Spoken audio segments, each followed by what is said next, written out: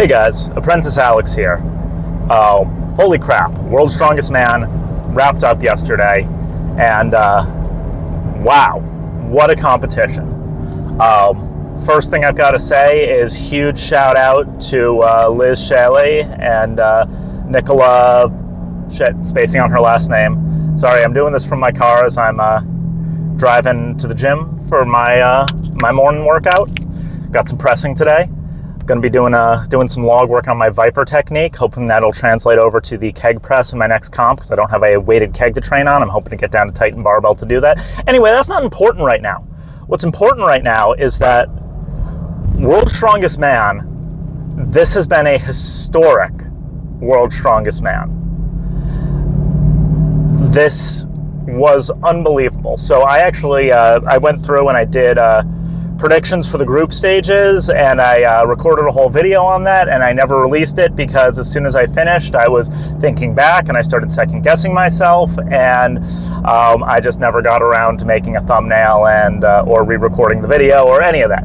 Anyway, let's talk about what happened. So 25 of the best strongmen in the world were invited to this competition. There were a couple of missing people from the absolute top. Obviously, Hafthor Bjornsson was invited but did not come. Martins Lissis is still taking a little time away from the sport, was also invited. Alexei Novikov had to pull out due to some ongoing health issues, hoping that he gets back to his best and can come back strong. But so right away, first event of the preliminaries, my predictions got destroyed as two athletes that I thought were surefire finalists and surefire contenders for the podium ended up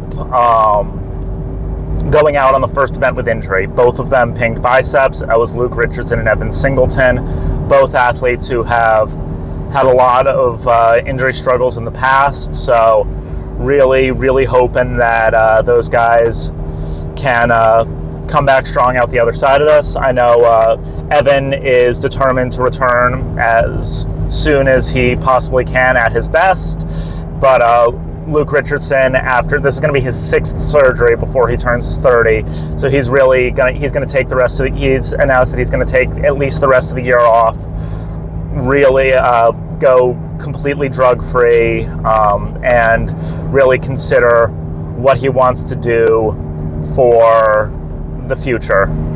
What will the future hold for the future? I mean, that sounds like a Fit for an Autopsy song. Anyway, that was really unfortunate, but we ended up with 10 guys making it to the finals. They changed up the format this year, so the top 2 from every group went through. No more stone off. Everyone had to do every event and really go hard on every event because your performance in the preliminary heats will now count towards the finals. I really hope they keep this format going forward, maybe make some very small tweaks for it, maybe make everybody's performances head-to-head against each other. But I think that with the necessity of the TV contracts and everything at Worlds, that's really going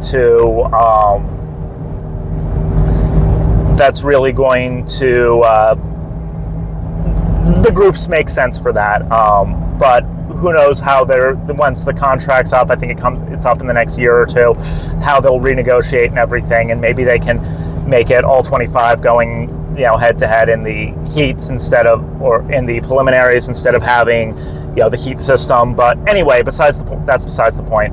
I really like the changes this made. It made everybody go hard in the groups, and I think it also, the having to go hard in the groups affected some athletes in the finals.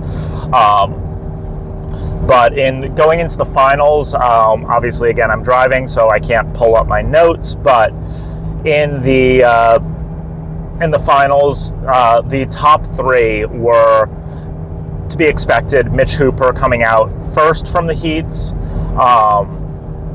Then you had Tom Stoltman coming out second from the heats, also a pretty expected result.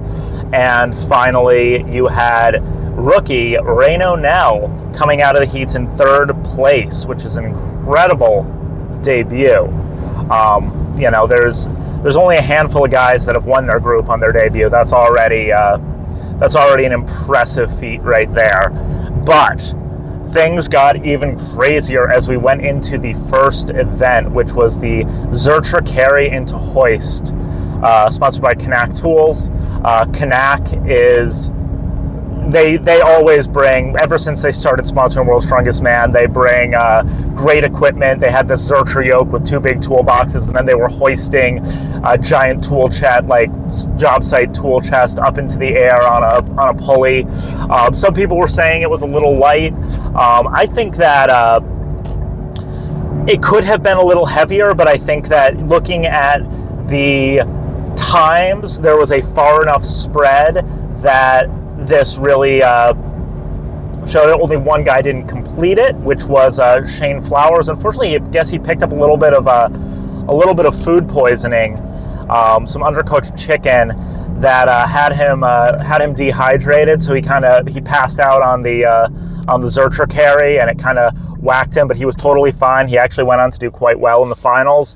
But that was a poor start for Shane. But the rookie from South Africa coming out hot, putting on an absolutely perfect performance, finished the course I think it was 4 seconds clear of second place, which was Tom Stoltman, who was only a second clear of third place, Mitchell Hooper. So second event, we have Tom, Reno, and Mitch all tied at the top. What a way to start it out. Great start for Reno. The last time we saw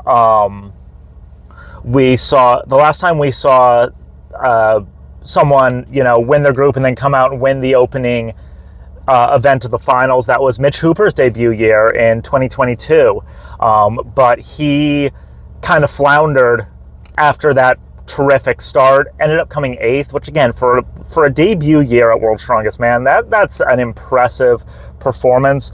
Of course, he went on to win in 2023, come runner-up in 2024 after tearing his hands open on the first event of the final.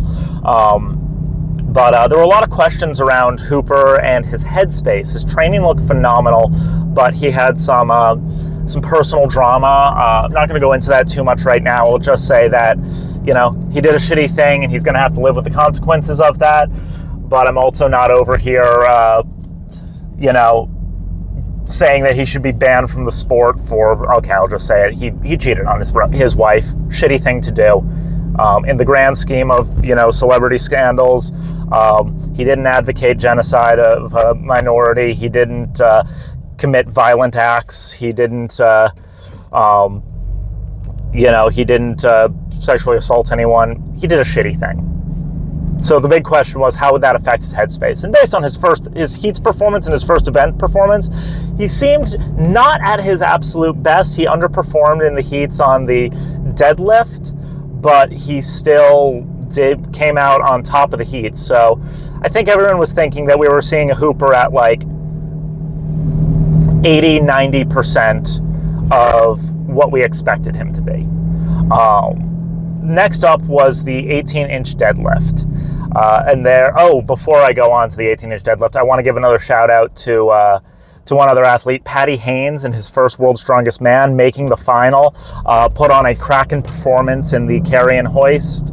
I'm a big fan of Patty. I've dubbed him the Strongman Trust Stash, which is what he has become known as in my household. Just seems like such a jovial, likable guy.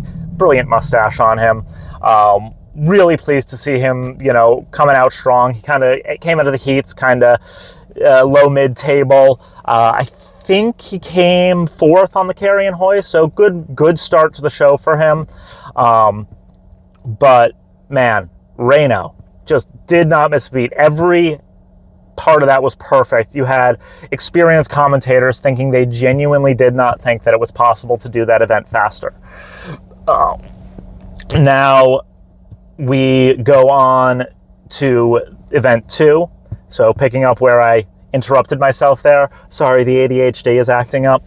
I'm very excited about this. Anyway, the 18-inch deadlift. everyone was expecting Mitch Hooper to win this. Few people were talking about Trey Mitchell. Hooper is a killer deadlifter. He put up some crazy numbers in training on an 18-inch pull. He pulled 505 for a relatively easy double. He pulled 425 pretty comfortably, all on these 18-inch pulls.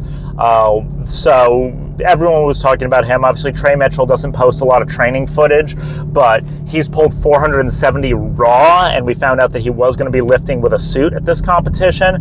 So a lot of questions of how comfortable he was going to be in the suit. 470 kilograms, I might add. That's well over 1,000 pounds. A lot of people were talking at this point that, like, well, Reno did amazing in that first event, but he has a rugby background. He's going to be great at those moving events, but he's gonna flounder in the static events. He's not going to have that top end strength to really contend for the win. Well, Reno Nell proved everyone wrong, coming second to Trey Mitchell. Some really great performances on the deadlift. Things did not get as heavy as people expected. The bar was a little thicker and a lot stiffer than the bar they've used in the past at Worlds for the max 18-inch deadlift. If you look at Trey's winning lift of 500 kilo, and you compare that to when Alexei Novikov pulled the same weight in, I believe it was 2021, when he then went on to 2021 or 2022, then went on to win that event with what still stands as the world's strongest man record in the 18-inch deadlift, though the flex on the bar is totally different. Again, different bar, different set of circumstances, a stiffer bar. People were saying it was almost like pulling an 18-inch axle deadlift, which is, I've done axle deadlifting competition before for reps, and pulling on an axle bar is tough. You can't get any momentum off of bar whip. You can't get any. The weight comes off the ground right where you're trying to pull it. Again, this wasn't quite an axle bar, but it was basically a stiff bar 18-inch deadlift.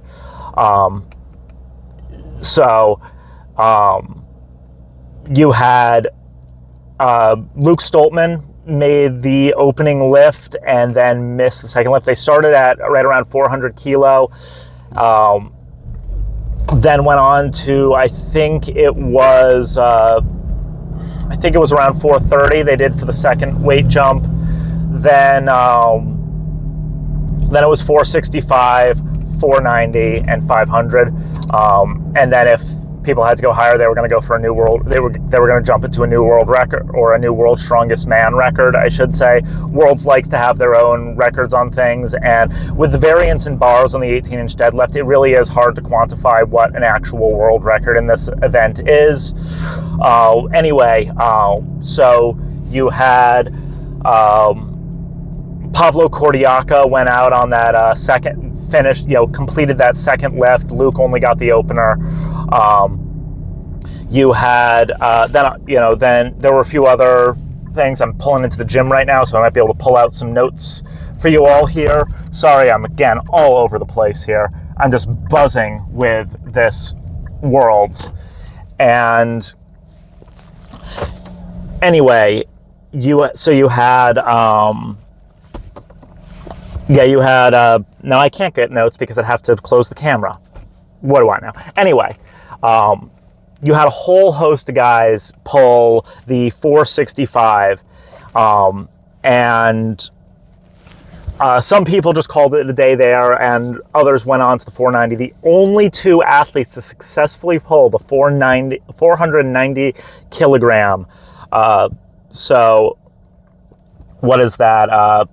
Something around like 1,080 some pounds, something like that. I don't have the conversions in front of me. Anyway, well over 1,000 pounds. And you had Reno Nell and Trey Mitchell pull that weight. For Reno, it was a little bit of a fight, but he got it convincingly. Trey Mitchell made it look smooth and easy.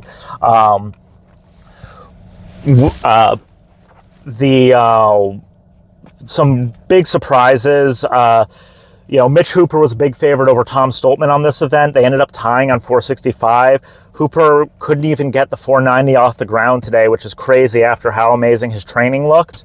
Some people were saying that he was, inflating the weight in his videos, or he was using, bad plates. I think it was a combination of the stiffer bar caught him off guard, and just his headspace. I think that the stress is getting to him, those cortisol levels rising.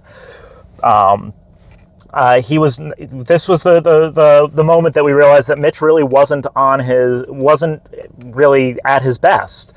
And now Reno was the clear leader. Next event was the Hercules hold. Reno himself said that, he felt like he had a great grip, but that he'd never done a Hercules hold before. So, there was some questions he was going to do. I think a lot of people at this point were kind of predicting him to get mid-pack in the Hercules hold.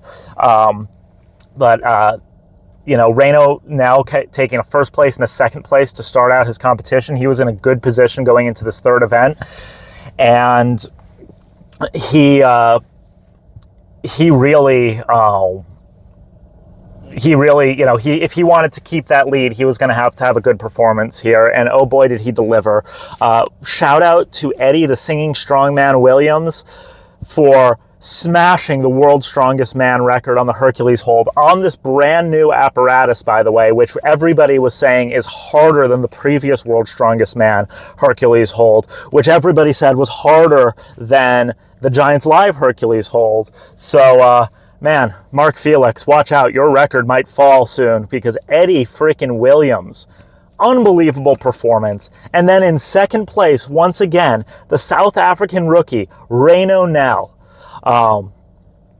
So Tom in a position, tied with Mitch going into this event, really needed a good performance if he wanted to catch up with Reno. Unfortunately for Tom, he didn't do great in the event. Trey Mitchell, who was, people were so excited for this because a lot of people talk about Trey's weak grip. He has a nerve issue where when his hands are to his sides, it's difficult for him to get a firm grip, but usually he does well on a Hercules hold. I'm starting to wonder if, I've heard Rob Kearney talk about with his grip, because a lot of people talked about Rob as having a weak grip, but he's had some phenomenal performances on farmers carries before. So I think that Trey's in this kind of the same boat as Rob, where he, I think Trey's kind of in the same boat as Rob, where he, his grip is strong. His grip is strong until it's not. It fails very, very quickly, and there's like this definitive cutoff point in terms of load that he can hold. But Rob really, Trey, unfortunately, last place. Tom in the lower part of the pack. Patty Haynes did very well for himself. I believe he was third here. And Hooper, again, underperformed from expectations. Hooper won the Hercules hold the last time it was in a Giants Live pretty convincingly. He was, by his own admission, he could have held on longer, but it wasn't worth it for the overall competition. He didn't think he was going to catch the world record, so it wasn't worth just keeping on going. Gotta give hats off to Reno and Eddie on this one. Eddie Williams' time was absolutely astonishing. Reno, actually, I think people were talking, his setup on the Hercules hold wasn't perfect. And, maybe he could have really challenged Eddie if he had a better setup. But, there's so many, what could have beens in strongman. If someone had done something a little differently, if they hadn't gotten hurt, all of that doesn't matter. What matters is what actually happened, how people executed. So now Reno finishes day one of the World's Strongest Man final with a commanding 7-point lead over second place Mitch Hooper, who had, I think it was a 2-point lead over, 1 or 2 point lead, something like that, over Tom Stoltman. The next event, by Reno's own admission, was his big weakness. This was the max overhead press. It was the Flintstone lift this year, which is a behind the neck press or jerk. It's called the Flintstone because they literally put stones for plates on the end that, you know, have been weighed and everything. But I actually wish that these stone, quote unquote, plates were available because I'd love to lift with them. I love when strongman adds in this kind of visual flair. Really, like, genuinely, I gotta say that Reno's like, this was Reno's to lose. And, you know, opening lift, super easy. Unfortunately, my boy Patty Haynes, the trust stash, he missed the opening lift. So did Eddie Williams after his phenomenal performance on the Hercules hold. Gutted for both of those guys.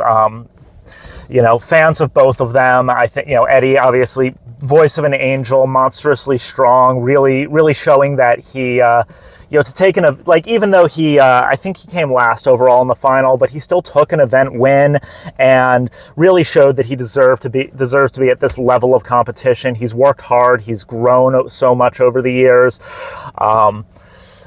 He has, as long as he stays injury free and keeps making progress, he's got a bright future in this sport. I expect him, I'm going to say, if he stays injury free, he's going to be contesting for some major podiums in the next 3 years.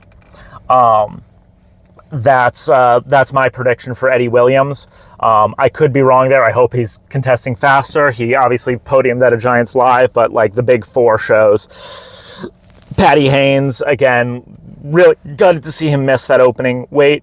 Reno Nell comes out, makes the opening weight looks easy, and then misses the second weight, getting him only 3 points on this event. Mitch Hooper, doing well, but also underperforming from expectations. I think he hit around the 230 mark and then missed the 240.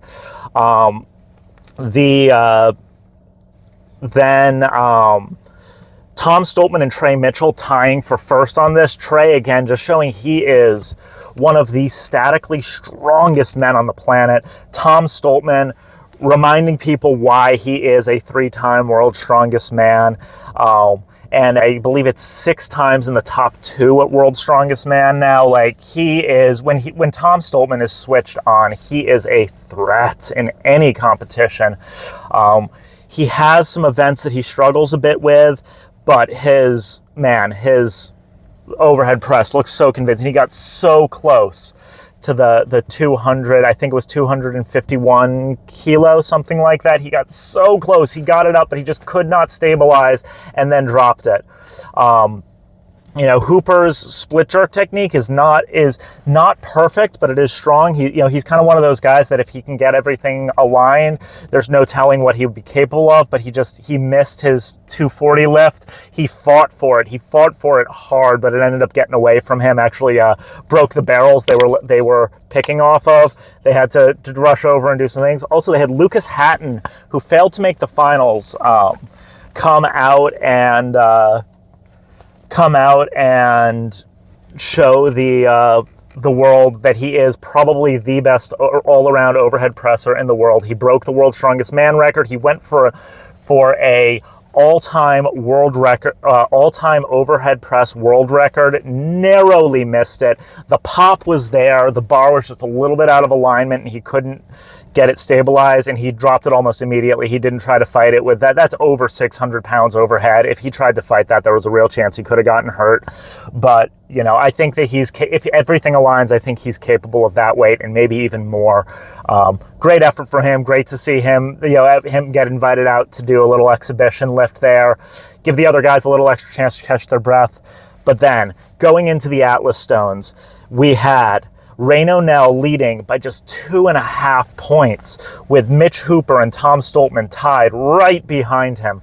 Trey Mitchell, not that far off, but but not something would have to go crazy for Trey to have made the podium, but like it wasn't impossible. Like that podium was still a possibility into the Atlas Stones. Now, the big thing here was we all know Tom is a phenomenal Atlas Stone loader. Probably, when it comes to traditional Atlas Stones, probably the best loader in the world on a Stone series. Yes, he underperformed at Strongest Man on Earth. Yes, Thor pipped him on the natural stones at Rogue, but Tom is, when it comes to traditional Atlas stones, especially when there's a walk-in like there is at Worlds, Tom is basically unbeatable. There had been so many surprises at this point. People didn't even know what to expect. Everyone was going back over Reno's Strongman Champions League's results. He had done really amazing at a Natural Stone series fairly recently. A little while back, he did kind of mid-table at a traditional Atlas Stone series, so big question mark. Basically, Reno needed, if Tom executed as expected and won the Atlas Stones, Reno needed to get third place in order to win World's Strongest Man. And holy crap, I cannot remember in recent memory such a tight top-level strongman competition. We've gotten so used to Mitch or Tom kind of running away with it. And, Tom running away at Worlds or Mitch running away at everything else. And here we are, and it is down to the wire. So the groups go out. Nobody's getting all 5 stones. They're battered at this point. The walk-in makes this series extra hard. You had some great stone loaders fail to make all 5 stones. Patty Haynes did just miss in that last stone. Lots of guys going out on 3. And then in the second, so the last 2 heats were Mitch Hooper versus Trey Mitchell, and then Tom Stoltman versus Reno Nell. So you have Mitch and Trey. Trey loading all 5 stones, the first guy to do it. And Mitch, he made a slip on the first stone, just a little gripping error as he tried to walk it in.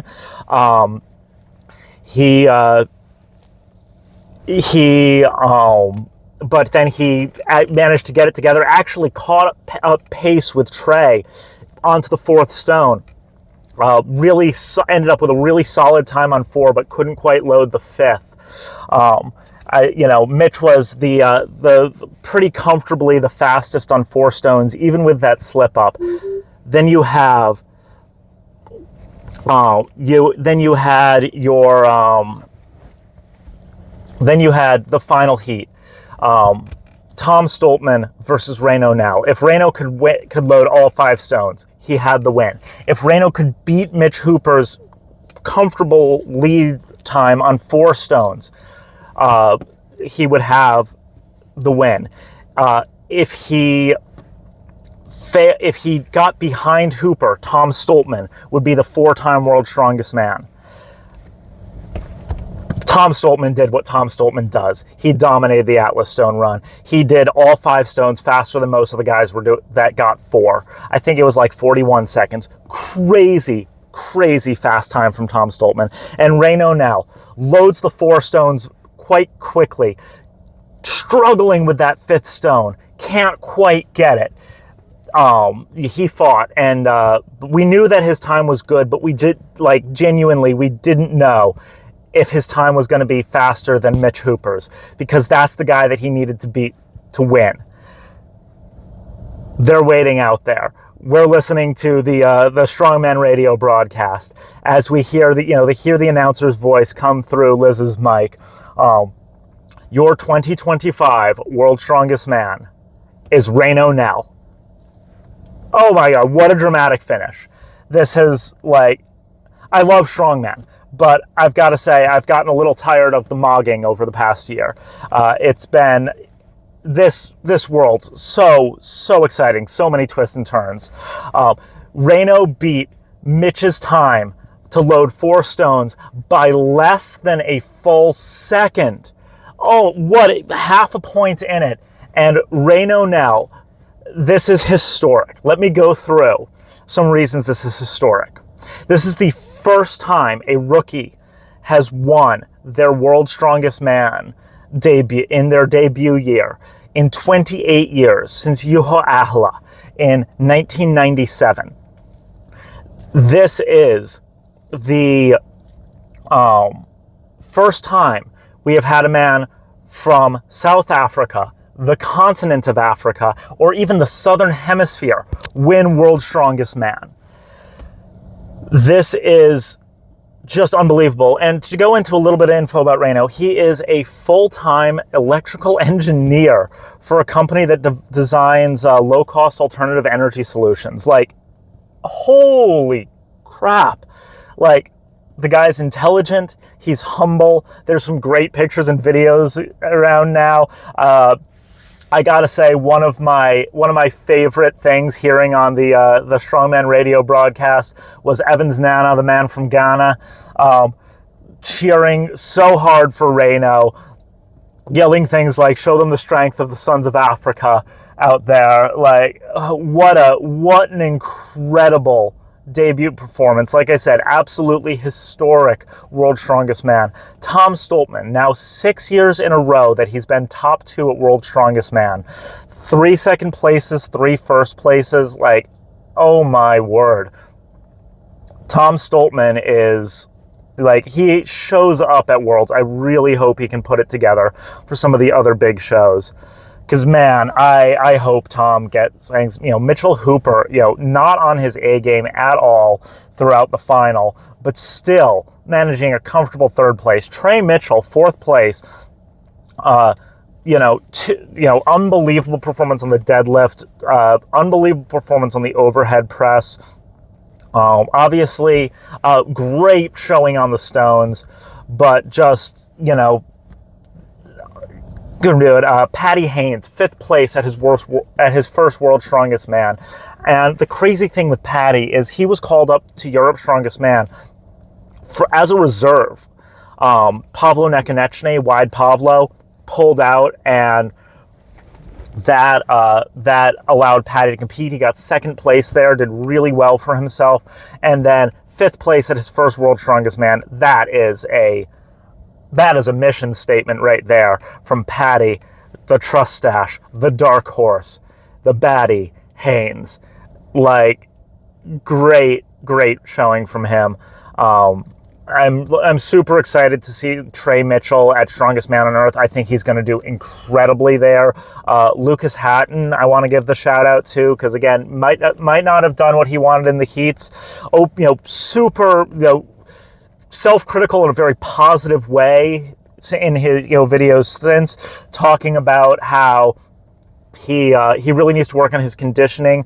Obviously, at the really heavy shows like the Arnolds and Smo, he is unbelievable. But by his own admission, he needs to work more on his fitness, his cardio, his ability to recover between events. So yeah, Lucas Hatton.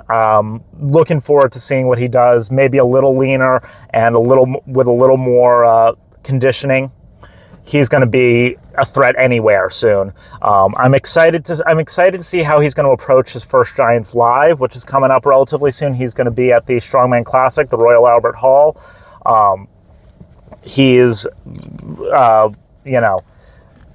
Lucas, man, you're right there. You're right there, bro. I really hope that he again, I think he has a chance to win some of the more static dominant shows, and he's actually quite a quick mover. He just is, again, his own admission. It's the conditioning where he struggles. And Reno Nell, Strongman has a new superstar. I am excited to see what this guy does. He only started Strongman, I think he said it was January 2022. He's been doing it for 3 years. And after 2 years of, he comes from a rugby background, but he stopped playing rugby in, I think he said tail end of 2019. He'd been doing a desk job for 2 years as an engineer. No real physical activity, and just decided to give Strongman a crack. I saw an interview with his coach say that, Reno came in and after, 2 years of a fairly sedentary lifestyle, pulled a 300 kilogram deadlift his first day. So his coach knew that he was something special. Unbelievable. I can't wait to see what Reno does. Between Reno Nell and Colton Engelbrecht, South Africa is on the map of strength right now. And then there's the continent of Africa with Iron Bibi breaking overhead records, and Evans Nana getting better all the time. I'm excited to see how Evans does in the future. He's such a positive guy. I would love to see him up on those big podiums. Can't wait to see what's going to happen with Evans Nana. Can't wait to see Africa is on the strength map right now, and that's great to see. Man, what a year for World's Strongest Man. So exciting. Thanks again for Thanks again for watching, and like, comment, subscribe, all that good stuff. I'm going to go and pick up some not nearly as heavy things as they were lifting this past week. Have a good one, everybody. I've been Apprentice Alex, and yeah, talk to you later.